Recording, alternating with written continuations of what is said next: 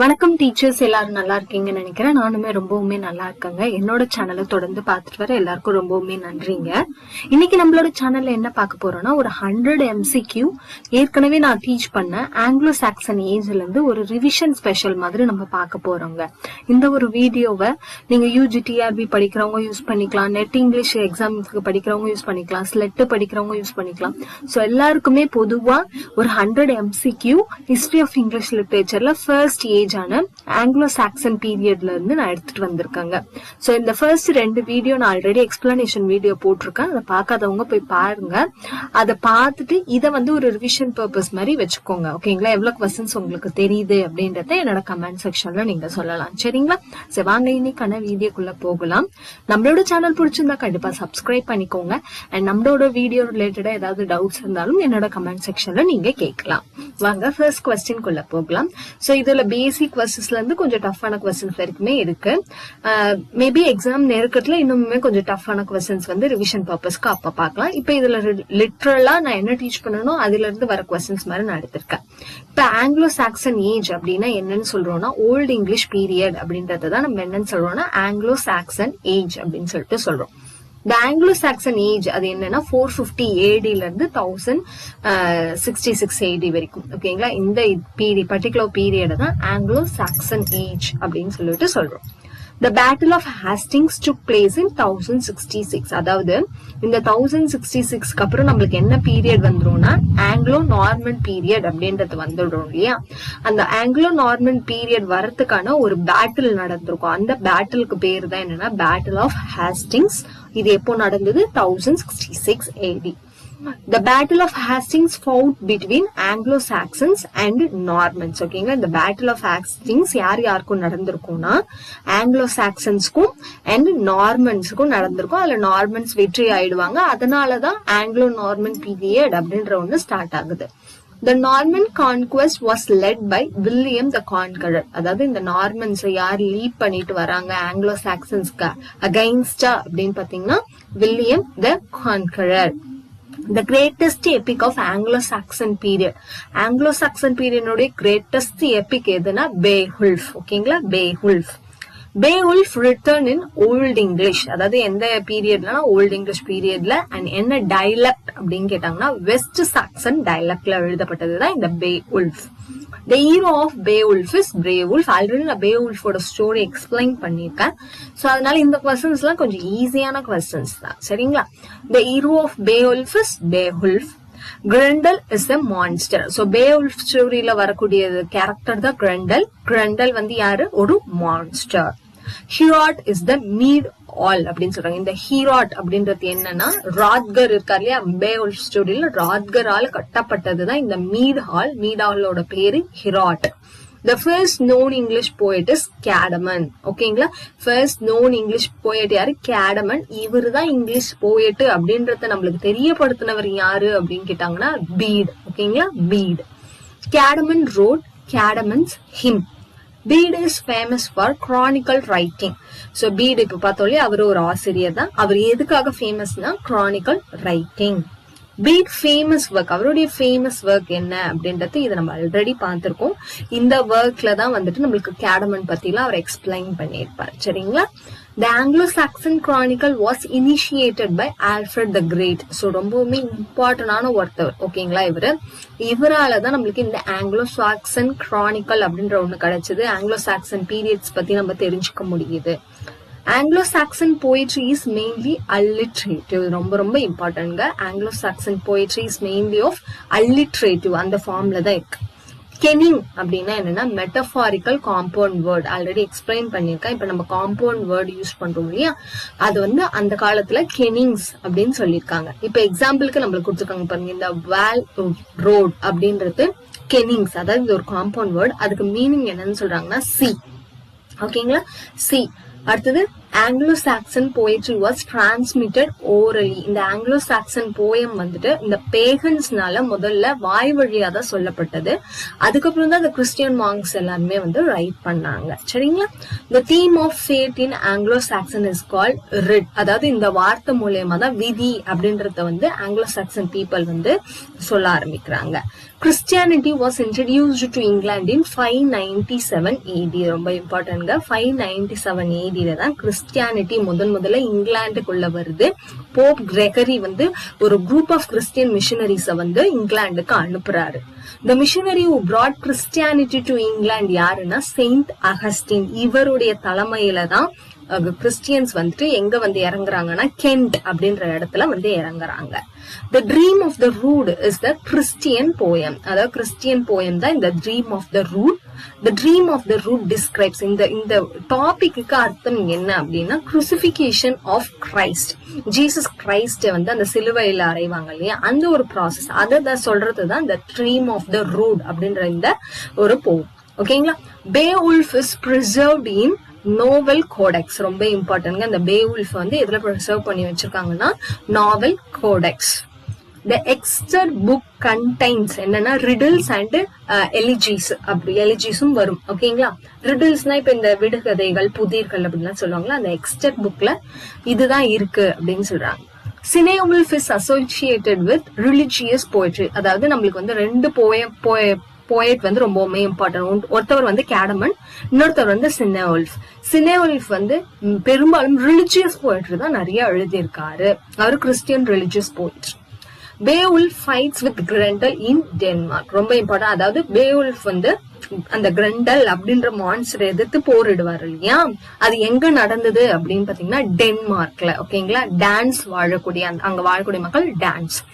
அதே மாதிரி Beowulf belongs to, ஓகேங்க, அவர் டென்மார்க்ல ஃபைட் பண்ணாரு. அப்ப அவரோட ஊர் எது அப்படின்னு பாத்தீங்கன்னா அவர் வந்து கீட்ஸ சேர்ந்த ஒருத்தர். ஓகேங்களா. ஹீரோ வந்து கீட்ஸ சேர்ந்தவர். Beowulf finally fights with fire dragon. ஓகேங்களா. அவரு ஆஃப்டர் 50 இயர்ஸ் வந்து ரூல்ல இருந்ததுக்கு அப்புறம் திருப்பி அவங்க ஊருக்குள்ள ஒரு பிரச்சனை வரும். அது பிரச்சனை என்னன்னா ஃபயர் டிராகன்னால வரும். சோ அது ஃபைனலா டிராகன் கூட தான் அவர் ஃபைட் பண்ணிருப்பார். Alfred translated works from Latin. ரொம்ப இம்பார்ட்டன்ட். அதாவது கிங் ஆல்ஃபிரட் தி கிரேட் அவர் வந்ததுக்கு அப்புறம் தான் ப்ரோஸ கொண்டு வருவாரு.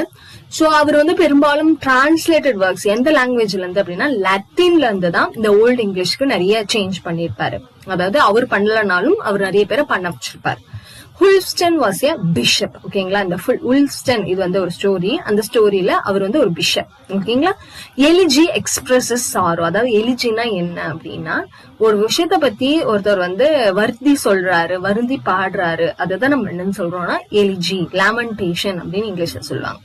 The wanderer is an elegy. ஓகேங்களா. இந்த wanderer அப்படின்றதும் ஒரு எலிஜி தான். The seafarer deals with, இந்த seafarer எதை பத்தி சொல்லுது அப்படின்னா sea voyage and exile. அதாவது கடற்பயணம் பத்தியும் அதுல இருக்கிற தனிமை பத்தியும் குறிப்பிடுறதுதான் the seafarer அப்படின்ற அந்த போம்.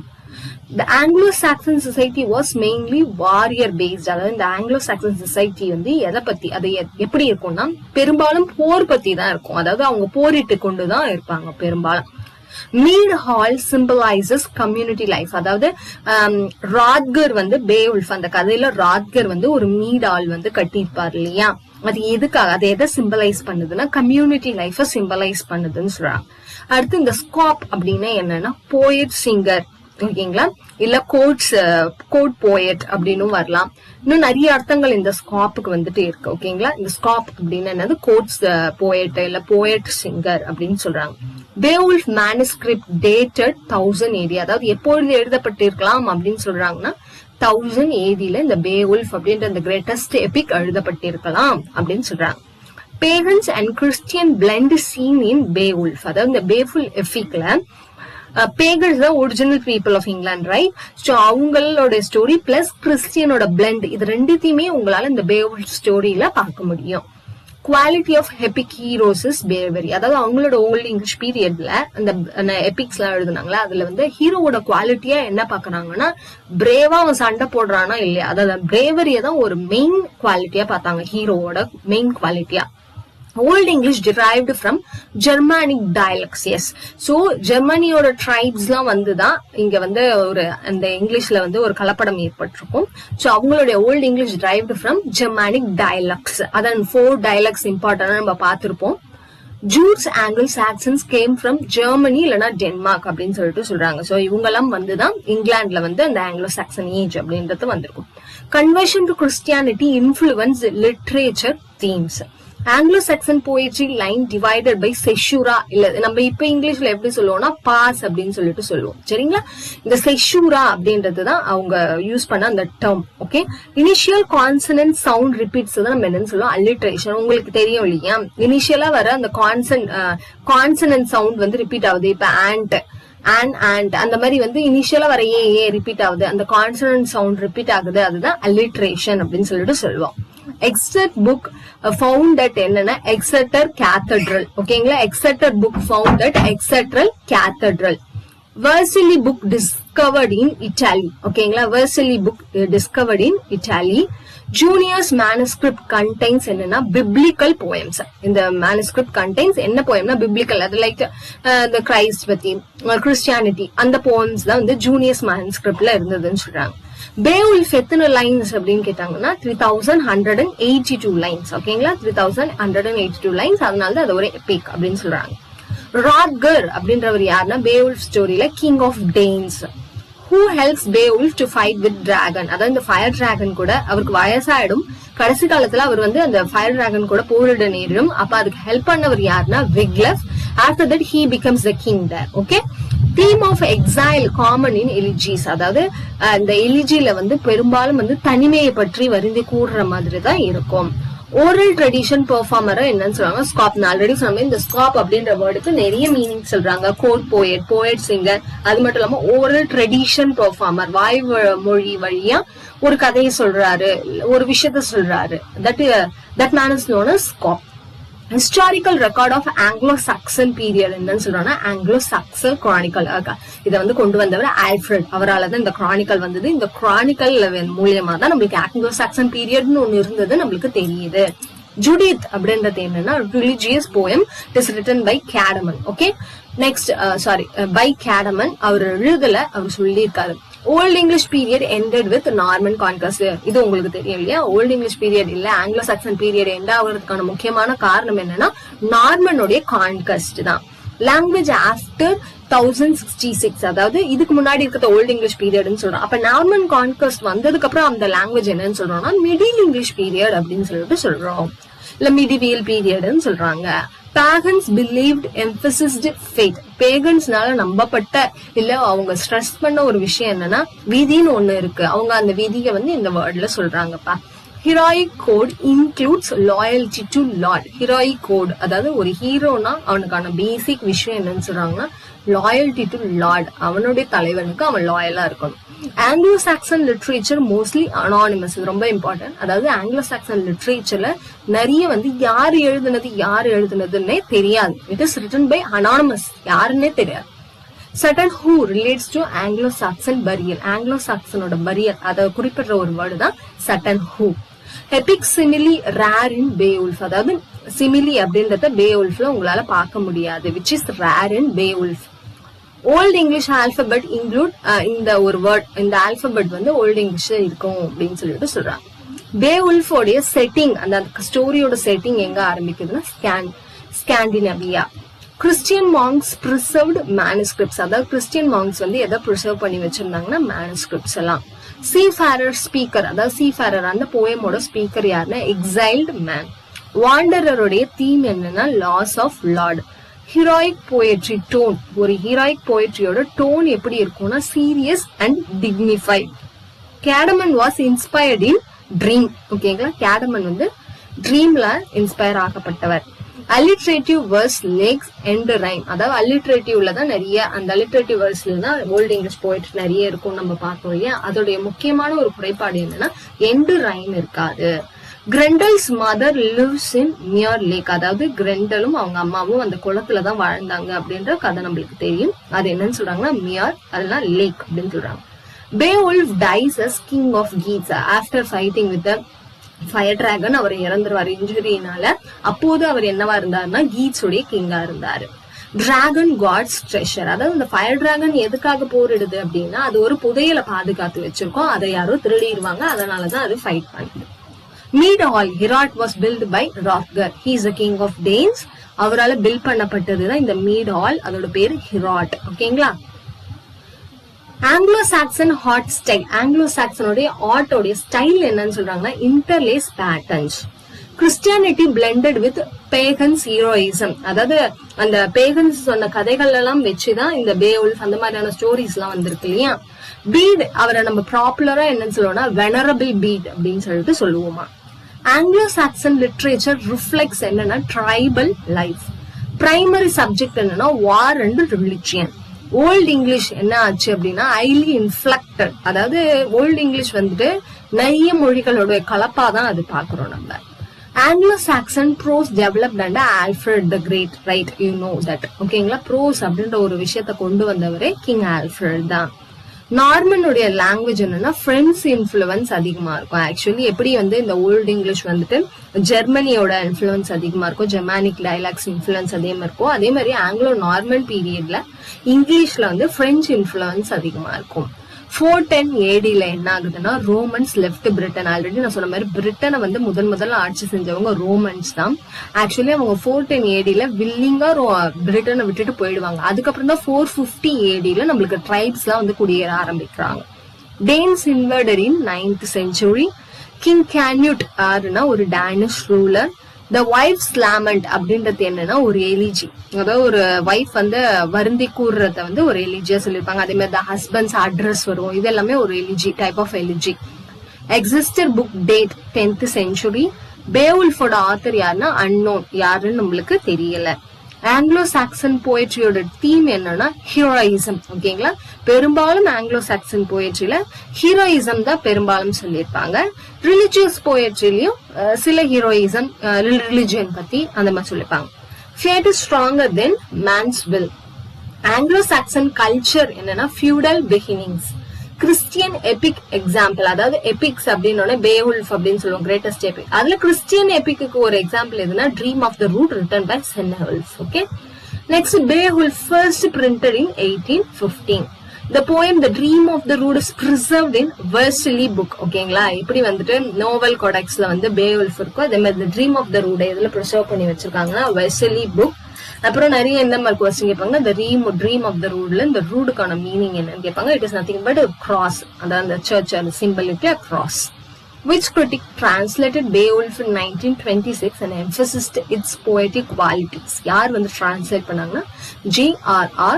Tolkien, ஓகேங்களா. அண்ட் இத பத்தி அவர் ஒரு ஸ்பீச்சும் கொடுத்திருக்காருன்றது சொல்றாங்க. Sennehal's signature appears in his poem through runic letters. இது உங்களுக்கு கட் ஆயிடும், ரூனிக், ஓகேங்களா, RUNIC. ஸோ சென்னஹுல்ஃபோட சிக்னேச்சர் வந்து அவருடைய போயம்ஸ்ல வந்து ரூனிக் லெட்டர்ஸ்ல அப்பியர் ஆயிருக்கும்.